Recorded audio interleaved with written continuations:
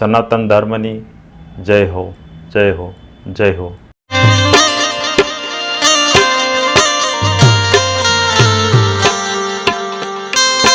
હજી પોતાને એ નથી ખબર કે મારી શરીરની માલિપાથી, મારી કાયામાંથી 4 પ્રકારની વાણી નીકળે છે. આપણને જો કે ખબર હોય કોક ઘણાને, કોકને હા, ગુરુના કોઈ સુપાત્ર શિષ્ય હોય, કોઈ સંત એવા હોય, કોઈ સાધુ એવા ખબર હોય, પણ 80% ખરેખર ખબર જ નથી કે મારી અંદર 4 પ્રકારની વાણી છે. આપણે વાણીને ઓળખતા જ નથી. તો એનો તમને જેમથી થોડી ખોલ કરું કે આ કઈ રીતે ઓળખાય. નિંદ્યા સિવાય બીજું કાંઈ ન કરતો હોય ને એટલે સમજી લેવાનું કે આ મનમુખીમાં ફરે છે. આ મનમુખી વાણી. મારી તારી માયલા વાળી હગાવાલાની એકાબીજીને બગડાસટી બોલાવતો સમજી લે આ જીવમુખી છે. ભગવાનની, માતાજીની આ બધાની વાતો કરતો હોય તો સમજી લેવાનું કે આ બ્રહ્મમુખી છે. પણ આ બધાની માથે ટોચ માથે જો વાતો કરતો હોય એ ગુરુમુખી હોય. બાપ, આપણી 4 પ્રકારની વાણી. આપણે ગમે એમ કરશું, ગમે એટલું કરશું, પણ એન્ડમાં સરવાળો શું? સંતો બતાવે, કરજે સરવાળો તારા કર્મનો ભાઈ. તારે કરવો હોય તો પછી લખજે તારા અનુભવના, તારા જીવનમાં હું અનુભવ થયા. અને આખી દુનિયા અનુભવિત છે ભાઈ. એ વડીલ તમને કહું મૂછું વાળા, આખી દુનિયા અનુભવિત છે. કોઈ એમ ન કહીએ કે આને અનુભવ નથી. એમ અનુભવ જ છે. તળાવની પાળે લઈ જાવ, કોઈ એમ કે હું ઠેકડો મારી જાવ, અનુભવ છે, મૂડી જાય આ અનુભવ. એટલે બધા અનુભવી જ છો બાપ, નથી એમ નહીં. પણ હું તો એમ કહું છું ભાઈ, તમે ગમે એમ કરશો નહીં, પણ આખીર તો છેલ્લે સરવાળો તો થવાનો. છોકરા એકડા લખીને હેઠે લીટો આડો કરીને સરવાળો માપે. એ સરવાળો કરે કે એટલાના સાહેબને બતાડે. તો હવે જો આ માસ્તર સાહેબ સરવાળો સંભાળતા હોય તો ઓલો તો વિશ્વનો માસ્તર છે, એ નહીં સંભાળે. પણ આ દુનિયામાં જેની કિંમત છે ને એને એની વાહને આપણે ફરતા નથી, એની સંભાળ લેતા નથી, એનું ધ્યાન રાખતા નથી.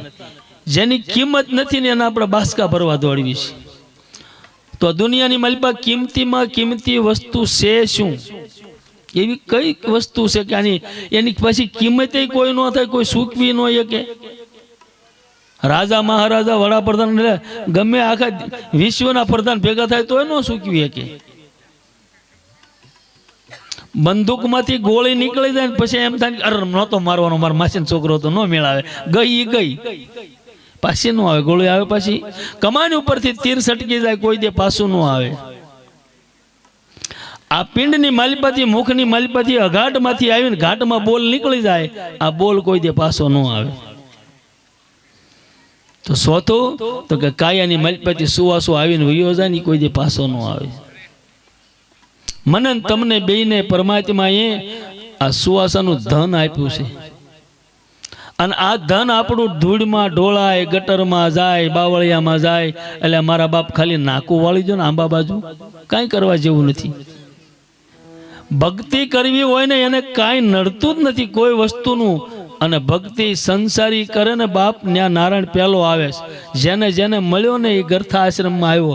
અને ગર્થા આશ્રમમાં બીજા જેટલા હોય એટલે બધા આશ્રમ એમાંથી નીકળ્યા છે. મોટામાં મોટો આપણો ગર્થા આશ્રમ છે. આનાથી મોટો બીજો કોઈ આશ્રમ જ નથી. જેને ભજન કરવું છે એને કાંઈ ન નડે, કોઈ વસ્તુ ન નડે. જેને નથી કરવું એમ કે ભાઈ જે આપણે ભજન કરવાની ઘણી વાર છે. હે ગોવિંદના ગઢપણમાં ગાશ્યું, ગળફો આગોનો આવડું કરે નંજન પડી જાય. ગળફો આગો નો જાય, તું ગોવિંદ ક્યારે ભજીશ મારા બાપ?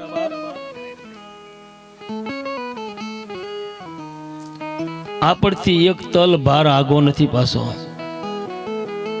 એક તલ ભાર આગો નથી. ગહત ગોઈંદ્યો તોય ગોત્યો હાથમાં આવતો નથી. પડદે રહીને પ્રીત મનન તમને બેયને કરે છે. પડદે રહીને પ્રીત કરે. આંખને કાનને 4 આંગળનું શેટું. અત્યારે મારો કાન જોવે મને દેખાશે, તમારા બધાના દેખાય છે. મારો કાન દેખાશે તો કે નહીં. એને જોવું હોય તો મારે ઓલા કાશમાં જવું પડે, આભલામાં, આપણી દેશી ભાષામાં આભલું, એમાં જવું પડે. સતાય ગોવિંદો હાથમાં ન આવે. કાયાની મલ વાણી સાક્ષી પૂરે ભાઈ વાલોજી કરે છે એ વાતું રે રે રે રે એ હાસાની હંગાતે વાતું કરે. કુંભાના ઘરે નિરલબાઈ એમ કે બાપ દુર્જનોની આડા ડુંગરા મોટા મોટા ડુંગરા જેવા લાગે તો કે હરિજનો મુખો મુખ મળે, મુખો મુખ. પણ આપણે કોઈ દી એની ખ્યાલ ન લીધી. કારણ હું નામનું તત્વ આપણામાં ગરી ગયું છે ને, હુંનો કોંટો મોરાતો નથી. હું નામનો કોંટો જે આની મારી પાસે ફૂટ્યો છે એ કોંટો મોરાતો નથી. અને કોઈની તાકાત નથી કે આમ આંગળી મેકીને બતાવીએ કે આને ભક્તિ કહેવાય. આ લાયુમાં છે, બોલવું હેલવું એને કરી બતાવવું વહમું છે. કોઈ કઈ ન કે આને ભક્તિ કહેવાય કે આને કહેવાય કે આને કહેવાય. આંગળી મેકીને બતાવી શકશે કોઈ ભક્તિ એટલે શું? ભજન ગાવા, સત્સંગ કરવો, મોરબી જવાના રાજકોટ જવાના બોર્ડ બતાવે છે, આમ મોરબી આવ્યું એમ. આ કીર્તન ભક્તિ હું કરી રહ્યો, તમે શ્રવણ ભક્તિ મારી કથા હેવાય કરી રહ્યા છો, શ્રવણ ભક્તિ કરો છો. આ કીર્તન ભક્તિ તો ભક્તિ એવું છે શું? પછી એ કરે કોણ? તો કે ભગત. એને કાનો માતર ન હોય. એ સાંભળે કોણ? તો કે જગત. એને કાનો માતર ન આવે.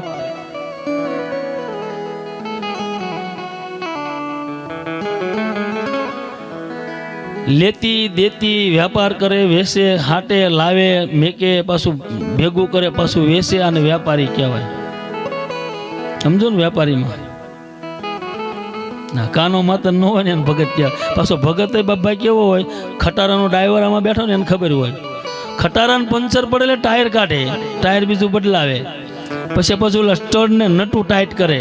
પછી કંડક્ટરને એમ કે લે સાડી માથે ટ્ર એમ બોલે ને એટલે એમ કે બસ થઈ ગઈ ટાઈટ.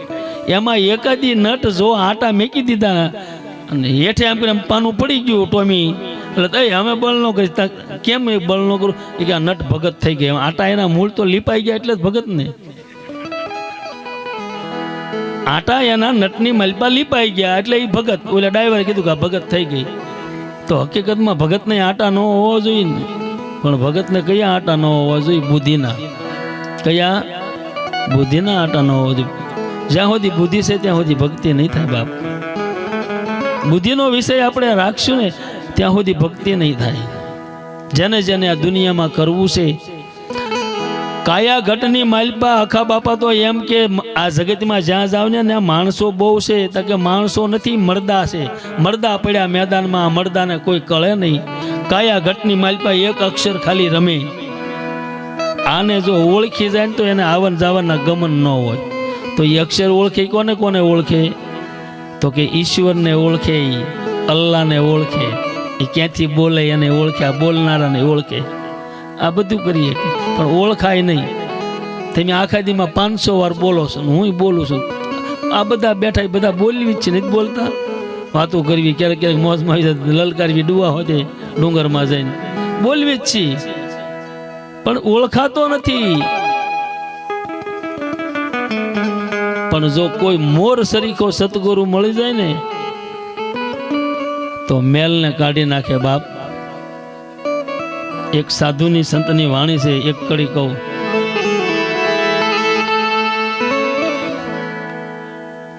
વિરામ જ આપવાનો તો તારે બે મોજ કરી આંટો મારી જાય. એક સંતની વાણી છે, કાગ બગાની રમત્યું આ તો ઓલા મોરલે મેલાવી દીધી. આ આપણી જિંદગી કાગ બગાની. કેવી બગાની? કાગ. કાગડો કોકો કર્યા કરે, બગો, બગો એટલે બગલો, ગમે ને સાસ બોલ્યા કરે. કાગ બગાની રમત્યું આ તો ઓલો મોર. મોર એટલે હાસો સતગુરુ મને મળ્યો એમ. મોરલે મેલાવી દીધી, અકળ કળાયું એને એવી કીધી કે પછી ધોબી ઘાટ બતાવી દીધી. ધોબી ઘાટે લુગડાનો મેલ સિવાય બીજું કાંઈ કાઢવાનું ન હોય. ધોબી ઘાટ બતાવી દીધી એમ. સતગુરુ જો સત્ય મળી જાય ને તો આનો મનનો મેલ કાઢી નાખે, નકર મેલ જાય એવો નથી. અને મનનો મેલ જેને જેને કાઢ્યો છે ને જેને હજી કાઢવો હોય ને એને સતગુરુના વસન સિવાય બીજો લક્ષ્ય હાબુ કોઈ મોટો આવતો જ નથી. આ મોટામાં મોટો એક જ લક્ષ્ય હાબુ, એનું નામ સતગુરુનું વચન. આ વચન થકી માતા પૃથ્વી ઠેરાણી, વચન થકી આભ, વચન થકી હુરજ, હવારમાં હંજવાળા પાથરે કોઈ દે કીધું પાપી માથે નહીં પડું, સતવાદી માથે પ્રકાશ પાડી છે, એમ સબ સરખા. વચન થકી હું તમે જળ મીઠું પીવી નીકળ, આ દરિયામાં ખારા સિવાય બીજું ખરું? અને આ પીવી દરિયામાંથી તો આવે છે, બીજે ક્યાંય જ નથી આવતું. મીઠું જળ પીવી બાપ, પણ જાગીને કોઈ દે આપણી કાયાની માલપા એક મિનિટનો જેની વગર હાલે એને જાગીને નહીં સંભાળતા. જાગીને હે મારી હે ઠાકર આ સિવાય બીજી વાત નહીં. એટલે એ તો હાથ સાથ છે, તું હાસો થઈ જાય એટલે એ તને દેખાય હોતી, હું ગેરંટી મારું દેખાય, પણ હાસા આપણે થઈ જાય તો કોઈ દે ન કીધું જાગીને હે માતા પૃથ્વી, હે આકાશ દેવતા, પવન પાણીને પ્રકાશ તમારી જેહો, રજોગુણ તમોગુણ સત્વગુણ તમારી જેહો, ઉગતા હુરજ હે ભાણ તમારી જેહો, માતા રન્ના દેના ભરથાર, અમારા તો કરોડો ગુના હશે પણ માફ કરજે. આ 5 તત્વને નથી સંભાળતા આપણે, આપણી કાયાના છે એને.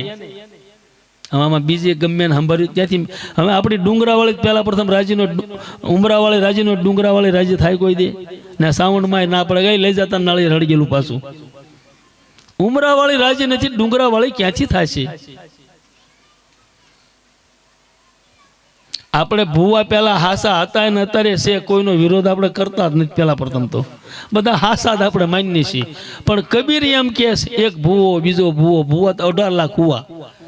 હાસી માતાની ભાળી એને ન કાઢીને ધૂણી ધૂણીને મુવા તો સંત કોઈ દે ખોટું બોલે ને હાસી માતા છે તો પાકું ને કે નહીં? હાસી માતા છે 100%. પણ કોઈ પણ ભગત હોય બાપ, કોઈ મારા હરિનો દાસ હોય, જેવું તેવું ભગતડું હરિના ગુણ ગાતું હોય, 100% હોનું ન હોય તો કાંઈ નહીં, પણ એ સાસ્યા હોનામાંથી ન જાય, પિત્તળમાંથી જાય જ નહીં.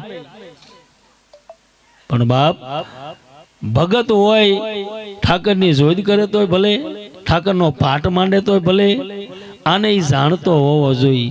માતાનો ભૂવો હોય, ખંડ પૂરીને માતાને જમાડે, એ ખંડ નહીં જાણતો હોવો જોઈએ.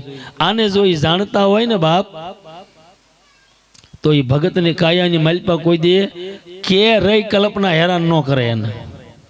અને ભૂવો કોઈ દે ધૂણે નહીં, ધૂણે તો આંગળી હલાવે આંકલો કરીને. પણ એ ગમે એવું દુઃખ હોય, ગમે તકલીફ હોય, મોઢામાંથી બોલે ભુવન માતા પાડી દે, એનો સંકલ્પ સિદ્ધ કરી બતાવે. આવી તાકાત પડી. ભુવા ભગતના બેના એક સરખા શીલા છે. આમાં બાપાની માથે ધોળી ધજા ફરકે જોઈ લ્યો, એ ભુવા જ હતા. મેં એવું સાંભળ્યું હમણે કે આ બાપા ભુવા જ હતા. મેપા બાપા ને ભાઈ, મેપા બાપા ભુવા જ હતા.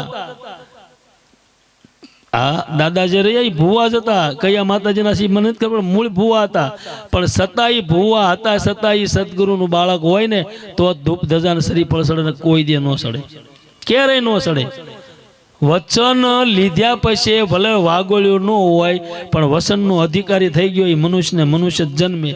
અને વચનને જેને પકડી લીધું હોય ને કાયા પિંડમાંથી, એને ધૂપ ધજાને શ્રીફળ સડે, બધાને ન સડે. કઈકને દાટી દે ને બાળી દે, ગમે એમ કરી નાખે, પણ એને ધૂપ ધજાને શ્રીફળ સડે સડે ને સડે 110%.